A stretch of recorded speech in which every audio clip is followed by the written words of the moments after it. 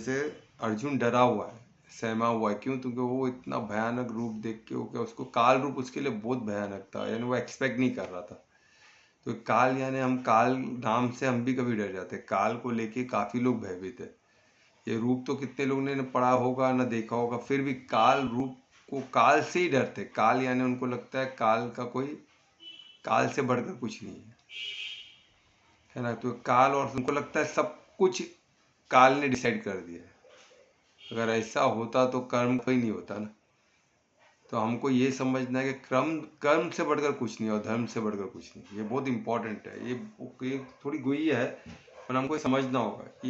ये सेशन आज का हम थोड़ा उस पे कुछ आप लोग को कुछ क्वेश्चन देगा तो पूछो। काल, अभी जैसा काल रूप है, तो काल रूप में परमात्मा ने इनको दिखाया कि फ्यूचर, पास्ट, मध्य, प्रेजेंट और फ्यूचर, ये तीनों दिखा है उसमें।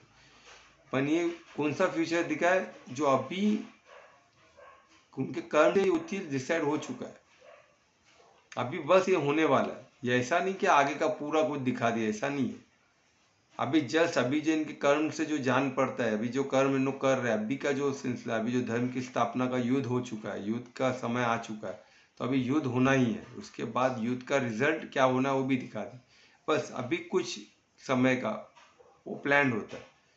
पर एकदम आगे का हम बोले काल पूरा अभी से लेके सब कुछ पता है, तो ऐसा नहीं हो सकता है। अगर ऐसा होता तो हमें कर्म का कोई महत्व नहीं होता। हम कर्म से अपने भाग्य को चेंज कर सकते हैं। ये हम तो कर्म पे हमको पूरा अधिकार दिया गया, पूरा पूर्ण अधिकार। इसमें हमको क्लियर होना चाहिए, हम इधर किधर कंफ्यूज में नहीं रहे। थोड़ा भी कंफ्यूजन नहीं होना चाहिए कि हमें ऐसा कुछ हो सकता है कि परमात्मा सब कुछ, काल सब कुछ डिसाइडेड है, तो हमारा कर्म का कोई महत्व ही नहीं है ना। तो सबको तो क्या महत्व नहीं है तो क्या मतलब? सबको लगेगा फिर कर्म करके फायदा क्या है? इससे अच्छा हम अपना कार्य करें, वो कुछ करके मतलब से एंजॉय करें, जो होना है वो तो होना ही है। कितने लोग ऐसे सोच के कुछ भी करते, ऑलरेडी सब लिखा हुआ है तो होना ही है, तो मैं अपना एंजॉय करूँ ना। ऐसा नहीं है, हम ऐसा सोच सोच के और खड्डे में जाए। हमारा कर्म पे पूरा अधिकार है, और ये अधिकार हमको समझना है, इस पे हमको ध्यान देना है, क्योंकि इसके बेसिस पे हम हमारा फ्यूचर बना सकते हैं। अभी देखो ना, अर्जुन खुद वो कैसे तुरंत परमात्मा से हेल्प मांगा, है ना, कि उसको उसको अधिकार चाहिए था, उसने तुरंत हेल्प मांगा। क्यों? उसको पता है उसका अधिकार कर्म पे, वो नहीं लड़ना चाहता था। वो कन्फ्यू, एक मिनट, थैंक यू।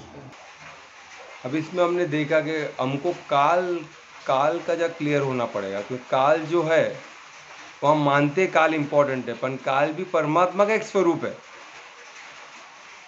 ये हमको समझना है, परमात्मा का एक स्वरूप है, और परमात्मा ही हमको, हमारा जो प्रलाप है, बोलते ना, हमारा जो भी हमको फल देते हैं वो काल के स्वरूप ही देते हैं। जो हम, तो हर चीज़ काल में सब मरेगी ऐसा नहीं है। अर्जुन तो जीवित है ना, सब तो नहीं मर रहे। अर्जुन को तो नहीं देखा, अर्जुन ने खुद जाते हुए, उसके परिवार किसको नहीं देखा, उसके बच्चों को भी नहीं देखा, क्योंकि वो अभी आगे होने वाला है। उसने जो इच्छा थी वही देखा, उसको सिर्फ भीष्म पितामह, दुर्योधन, इनका क्या होना वो देखा था, उसकी इच्छा के अनुसार उसने देखा। पर काल में सब कुछ चल रहा है, पूरे जितने लोग हैं आसपास, हर किस्म का, हर एक का रिकॉर्ड रखा गया, और ये सब गुह्य कर्म का ही रिकॉर्ड है। तो कर्म से ही होता है, ये हमको समझना है। तो कर्म इंपॉर्टेंट है, और कर्म क्या बेसिस पे, कर्म की गुह्य खाता क्या हिसाब से चलता है? धर्म से चलता है। हम कितने धार्मिक है, हम क्या परमार्थी, हम क्या भाव से कार्य करते हैं, हमारा उद्देश्य क्या है, धार्मिक है कि अधर्मिक, ये हमको क्लियर रहना है। इसमें कोई कन्फ्यूजन नहीं चाहिए। काल को लेके ज़्यादा कन्फ्यूजन मत रहो। काल भी परमात्मा का ही एक स्वरूप है। काल रूप देखे ना, परमात्मा का ही रूप है ना। अभी कृष्ण से बोल रहे तो क्या हो रहा है? अभी हम देखें कैसे काल कैसे कंट्रोल में, परमात्मा के कंट्रोल में, किससे हमको मालूम पड़ेगा। अभी अर्जुन काल रूप को देख के डरा है, तुमको खुद को काल समझ रहा था, इसलिए काल स्वरूप दिखा। अभी काल स्वरूप को डर के वो साष्टांग नमस्कार पैर पे पड़ गया कृष्ण को, अब बोल रहा है मुझे ये रूप नहीं देखना, मैं इससे बहुत भयभीत हो चुका हूँ, विचलित हो चुका हूँ।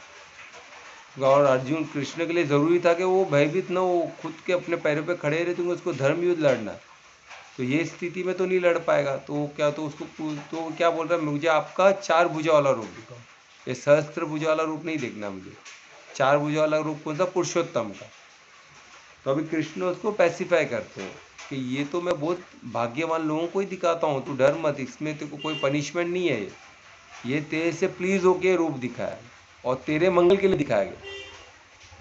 क्योंकि वो खुद को काल समझ रहा था ना। अभी उसको मालूम पड़ेगा एग्जैक्टली काल कौन है और काल किसको बोलते हैं, तो एटलीस्ट वो खुद को काल नहीं समझेगा। और खुद को काल समझने की वजह से क्या क्या प्रॉब्लम हो रहे थे, तो अहंकारी हो गया,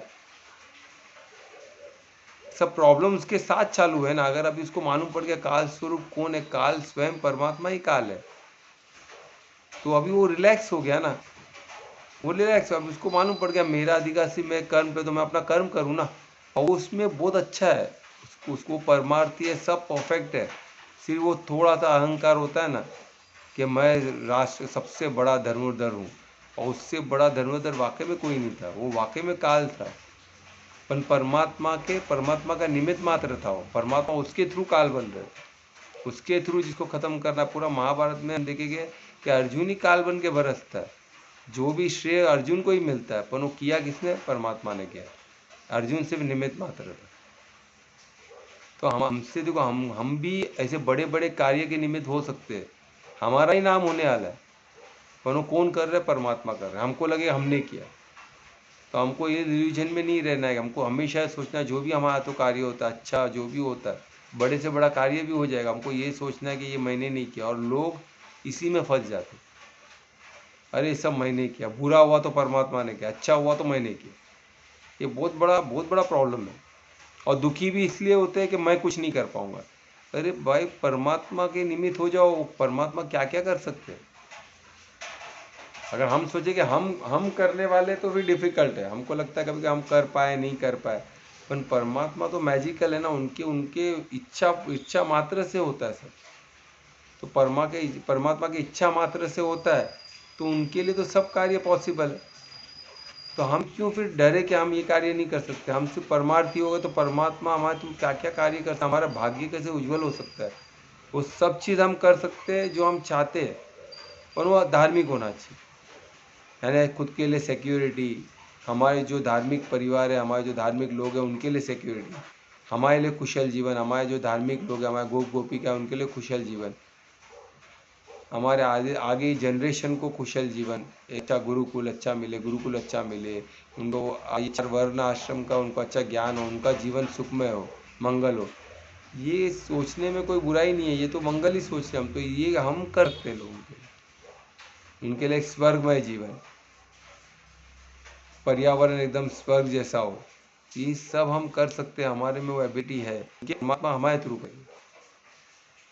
ये आपको क्लियर, इसमें कोई कंफ्यूजन नहीं रखता। काल ही करे, पर काल हमेशा को मारने आता, काल स्वर्ग निर्माण के लिए भी आते हैं। जो भी अधर्मिक तो स्वर्ग का निर्माण होगा ना, तो अधर्मिक धर्म धर्म का भी तो लगता है, धर्म के हाथों ही मारते हैं। तो हमको डर क्यों लग रहा है। अगर हम अधर्मी है तो डरना चाहिए, अगर हम धार्मिक है तो डरना नहीं चाहिए, क्योंकि हमारे किसी के हाथ को यूज करने वाले कार्य, ये समझना और निडर होके रहना। तो महामंत्र कौन करेगा। सब मैं कर रहा हूँ। हरे कृष्णा कृष्ण कृष्ण हरे हरे, हरे राम राम राम हरे हरे, हरे कृष्ण कृष्ण कृष्ण हरे हरे, हरे राम राम राम हरे हरे, हरे कृष्ण कृष्ण कृष्ण हरे हरे, हरे राम राम राम हरे हरे। बहुत अच्छे, धन्यवाद ध्रुवेश। तो आज का सत्र यहाँ ही समाप्त करें, कल फिर 9 बजे मिलते हैं। तो शुभ रात्रि, सबका मंगल हो। राधे राधे। धन्यवाद सर, शुभ रात्रि सभी को।